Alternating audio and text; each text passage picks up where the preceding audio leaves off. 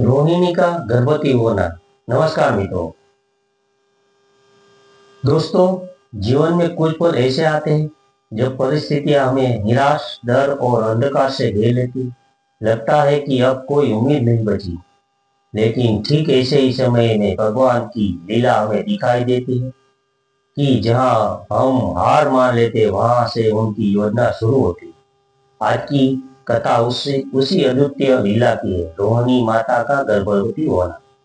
मथुरा का कारावास, चारों तरफ से ऊंची दीवार, लोहे की जंजीरें और कंस का आतंक। देवकी और वासुदेव जिन्होंने अपने छठे पुत्र खो दिए थे, दुख और पीड़ा भी जी रहे थे। उन्हें लगता था कि अब हर गर्व, हर आशा कंस की क्रूरता में समाप्त हो जाएगी।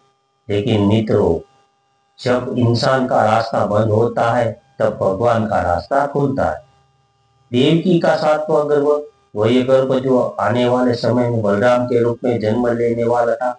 भगवान ने निश्चय किया था कि ये कारागार में न जन्म ले, और तभी योग माया ने अद्भुत कार्य किया।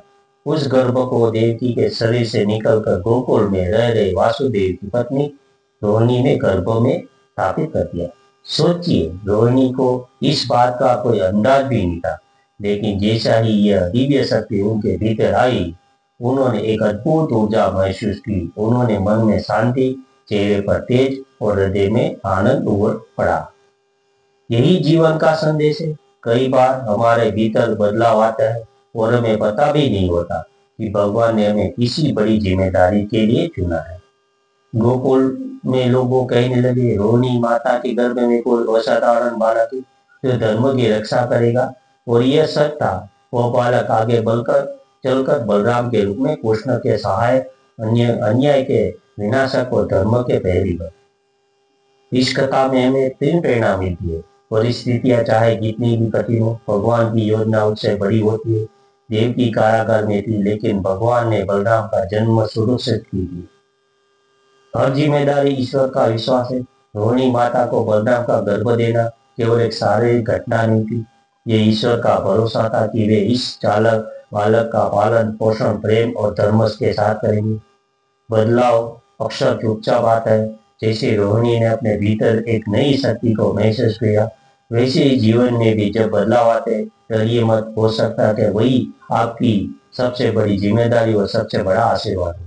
मित्रों, जब आप कठिनाइयों में हो और आपको लगे कि जब कोई उम्मीद नहीं बची, तो इस कथा को याद रखिए। भगवान चुपचाप आपकी कहानी को मोड़ रहे होते हैं, आपको उस स्थान पर पहुंचा रहे हैं जहां से आप आपका असली कार्य शुरू कर सकते हो। जैसे रोहिणी का गर्भवती होना केवल एक घटना नहीं थी, बल्कि आने वाले समय में धर्म की स्थापना का पहला कदम था। जैसे वैसे ही आपके जीवन में कई चुनौतियां भी आपके लिए नया युग का आरंभ हो सकती है। तो याद रखिए, भगवान की योजना हमेशा परिपूर्ण होती है। भरोसा रखिए, धैर्य रखिए, क्योंकि आपका बलराम भी आने वाला है। Subscribe, like, share @mythology Bharat. धन्यवाद। देखते रहिए माइथोलॉजी भारत चैनल। सब्सक्राइब कीजिए, लाइक कीजिए। नमस्कार।